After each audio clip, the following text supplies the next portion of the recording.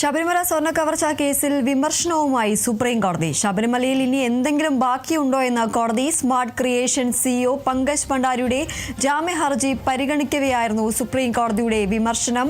പങ്കജ് ഭണ്ഡാരിയുടെ ജാമ്യ ഹർജി പരിഗണിക്കുന്നത് മാർച്ച് 9 മാറ്റിയിരിക്കുകയാണ്. ജസ്റ്റിസ് ദീപാങ്കർ ദത്ത അധ്യക്ഷനായ ബെഞ്ചാണ് ഹർജി പരിഗണിച്ചത്. കേസിൽ പ്രതിയാക്കിയതിനെതിരെയും ജാമ്യം നൽകണമെന്നും ആവശ്യപ്പെട്ടായിരുന്നു ഹർജി സമർപ്പിച്ചത്. കേസിൽ ജാമ്യം അനുവദിക്കണമെന്നും കുറ്റകൃത്യത്തിൽ പങ്കില്ലെന്നും നിയമവിരുദ്ധമായാണ് തന്നെ അറസ്റ്റ് ചെയ്തതെന്നുമാണ് പങ്കജ് ഭണ്ഡാരി സുപ്രീം കോടതിയെ അറിയിച്ചത്. നേരത്തെ ഇതേ ആവശ്യം ഉന്നയിച്ച് കേരള ഹൈക്കോടതിയെ സമീപിച്ചെങ്കിലും പങ്കജ് ഭണ്ഡാരിയുടെ ജാമ്യാപേക്ഷ കോടതി തള്ളുകയായിരുന്നു.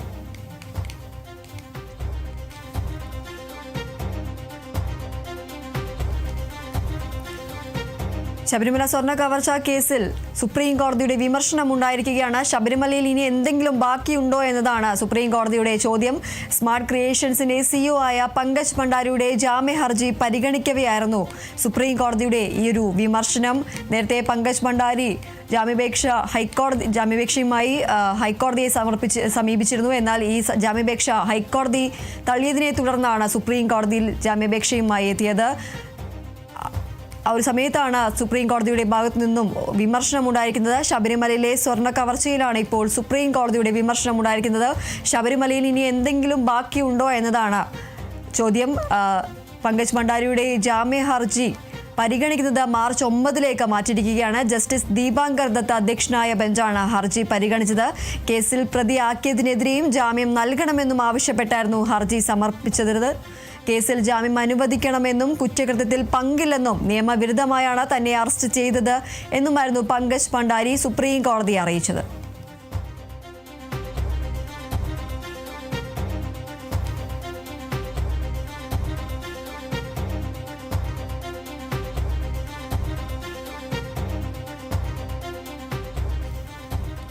ഇരിങ്ങാലക്കുട മുൻ MLA തോമസ് ഉണ്ണിയാടനെതിരെ യൂത്ത് കോൺഗ്രസ്. ഉണ്ണിയാടനെ ഇരിങ്ങാലക്കുടയിൽ സ്ഥാനാർത്ഥിയാക്കരുതെന്നാണ് യൂത്ത് കോൺഗ്രസിന്റെ ആവശ്യം. കോൺഗ്രസ് സീറ്റ് ഏറ്റെടുക്കണമെന്നും ആവശ്യപ്പെട്ട് യൂത്ത് കോൺഗ്രസ് പ്രമേയം പാസാക്കി. കേരള കോൺഗ്രസ് ജോസഫ് വിഭാഗം ഉണ്ണിയാടനെ സ്ഥാനാർത്ഥിയാക്കിയാൽ മണ്ഡലത്തിൽ യൂത്ത് കോൺഗ്രസ് മത്സരിക്കുമെന്നും മുന്നറിയിപ്പ്. കോൺഗ്രസ് നേതൃത്വത്തെ കാര്യങ്ങൾ ധരിപ്പിച്ചിട്ടുണ്ടെന്നും യൂത്ത് കോൺഗ്രസ് മണ്ഡലം പ്രസിഡന്റ് സനൽ കല്ലൂക്കരൻ പറഞ്ഞു.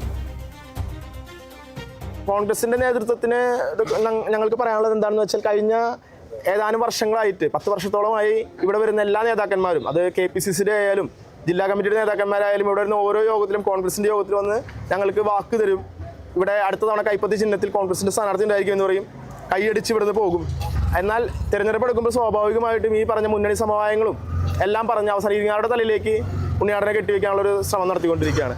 അപ്പോൾ കേരള കോൺഗ്രസിന് ഇനി ഇവിടെ സീറ്റ് കൊടുത്ത് ഈ സീറ്റ് നഷ്ടപ്പെടുത്താൻ യൂത്ത് കോൺഗ്രസ് ആഗ്രഹിക്കുന്നില്ല. ഇനിയുള്ള കാലഘട്ടത്തിലെങ്കിലും ഈ സീറ്റ് കോൺഗ്രസ് ഏറ്റെടുക്കണം എന്നുള്ളതിന് വേണ്ടി ഞങ്ങളുടെ ചുവടുവെപ്പാണത്.